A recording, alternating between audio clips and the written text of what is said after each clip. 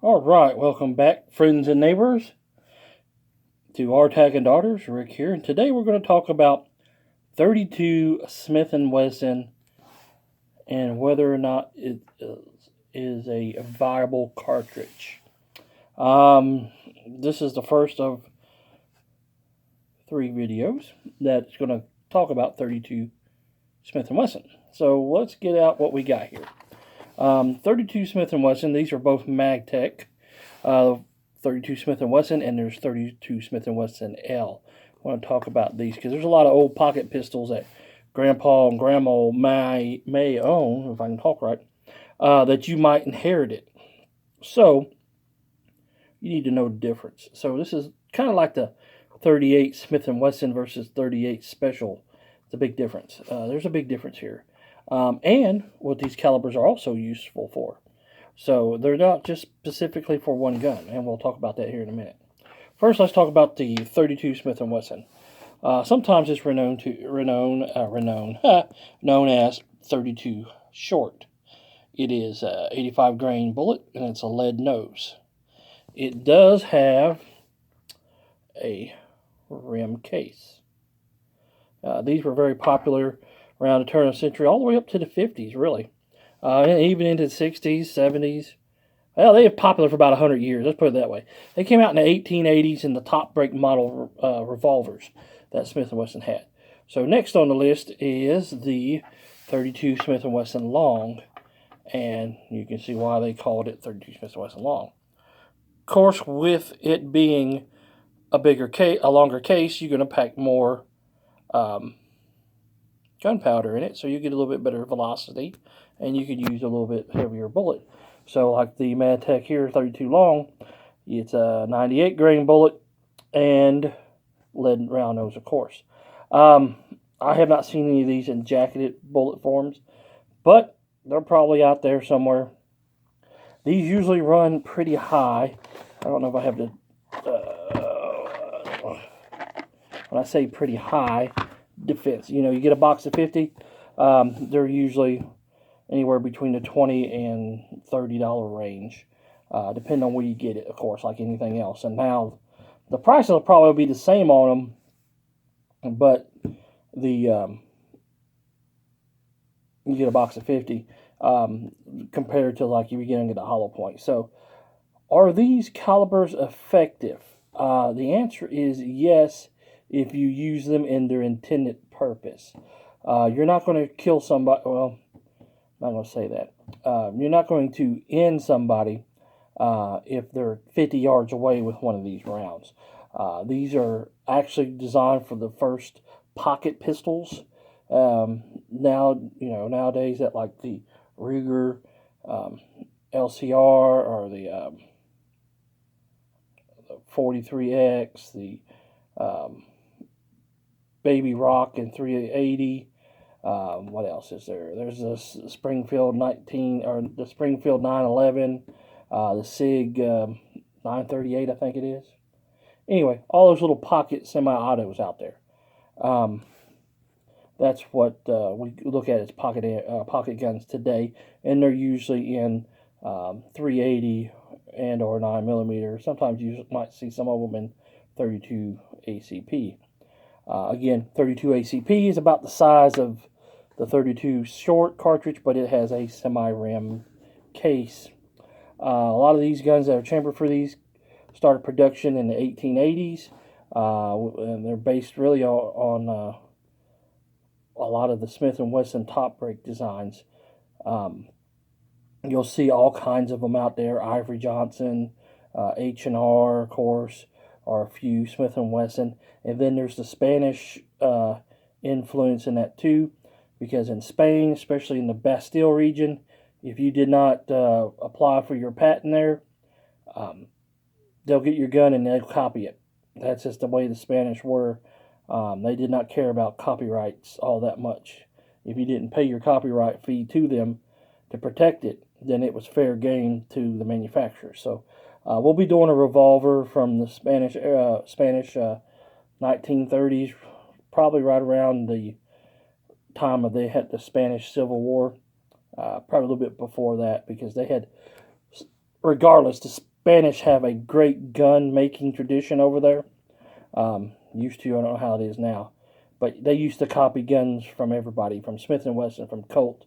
That's why you see those Llama 1911s, those Star pistols are all based on some type of form of the 1911. The Spanish Ruby pistols, things like that. So anyway, we'll get that in another video. But we're talking about 32 Smith & Wesson, short and long. Now, how can you tell if you have one of these guns? Well, you're going to tell, here's the cylinder. The cylinder is either going to be small or it's going to be a little bit longer.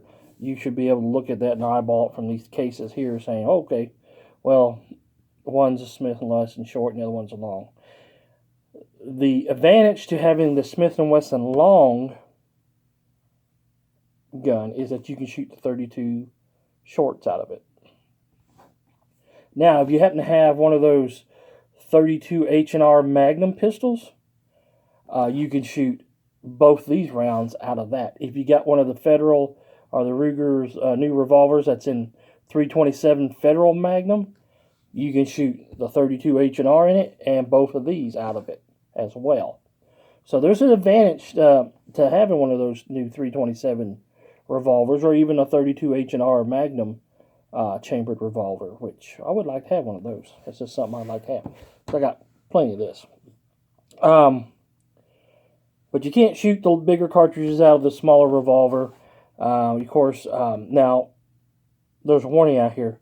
This bullet is a little bit different in diameter versus the 7.62 by 38 Nagant round. Some people have shot 32 long out of the Mosin Nagant pistols. I do not recommend that. They do make a 32 ACP swap out cylinder, and the 32 ACP swap out cylinder normally works 9 times out of 10, and you can shoot the 32s out of it without a problem, or 32 ACP out of it. The case here on these are a little bit thicker on the back of the rim than the Mosin Nagant rounds. I've never tried it. I don't recommend it, but I've heard of people doing it and have no problems out of it. But I don't like living that dangerously. If I would like living dangerously, I would rather have the some type of NFA item and register with the government so I can wait for them to come and take it or some crazy stuff like that. You know what I mean? So anyway, you can shoot these calibers out of multiple, well, at least 3 different other revolvers. If you get the short, if you get the long, then you can shoot it out of 2 other revolvers. So there's a lot of versatility here that people have forgotten about. These guns here, you know, the 32 short, we're looking 7 yards. We're looking maybe 10 yards. My personal opinion here. Everybody will have a little bit different opinion on that. So on how far you'd want to try to shoot somebody or shoot a watermelon with. So do they have a lot of punch? No. Are they on the weaker side of the calibers? Yes. Do you want to get shot by one? Of course not. That'd be crazy. Could you defend yourself with this? Yes. I'm not going to say no on that, simply because it is a pretty decent sized pill at 85 and 98 grains, going at a decent velocity. So I really can't say no that the 32 Smith & Wesson cartridges are useless. Are they obsolete? Kinda. Are they fun to shoot?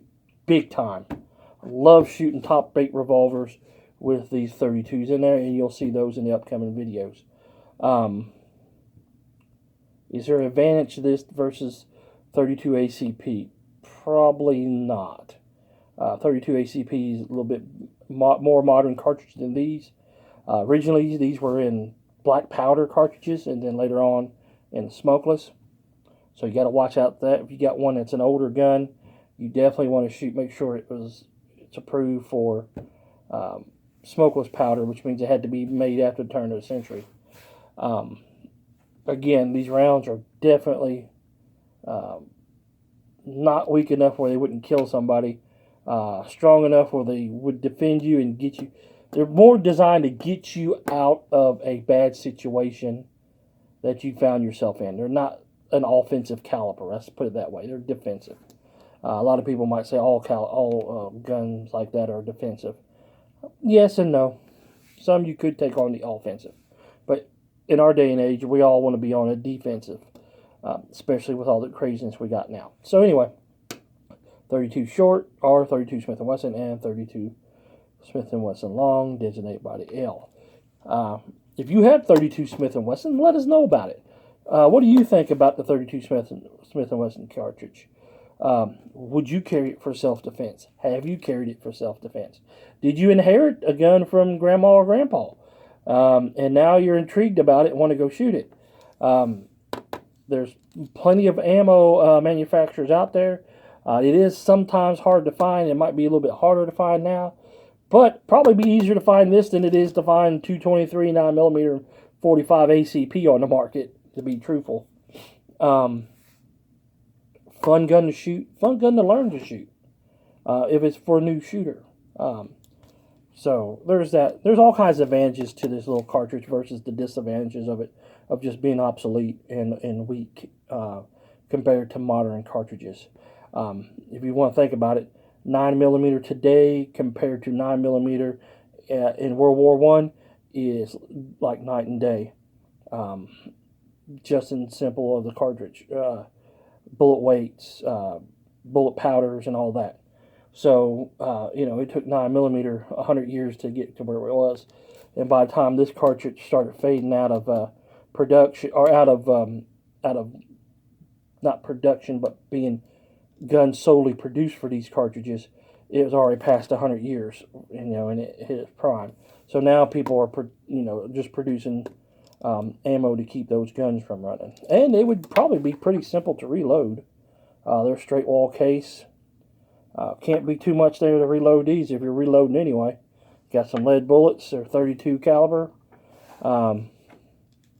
Yeah, those should probably be cheaper to reload them than they would be buying them new, unless you got a stockpile of them like I do, but that's beside the point. So anyway, let us know what you think about the 32 Smith & Wessons and all that. Please like, share, and subscribe to the channel and to all of our other social media posts. And remember that it doesn't cost anything to be nice to one another. And in this day and time, we need to be nice to one another. It's easy to get mad, but we need to listen. And that's on both sides of the aisle.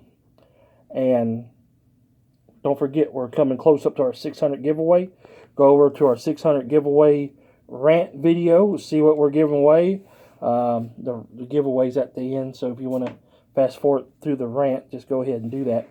But the giveaway's at the end. Leave a comment, and that puts you in running for the 600 giveaway. We're giving away a tactical ACU vest that was donated to the channel for the giveaway purpose. So we're going to do that. And remember, we'll catch you next time.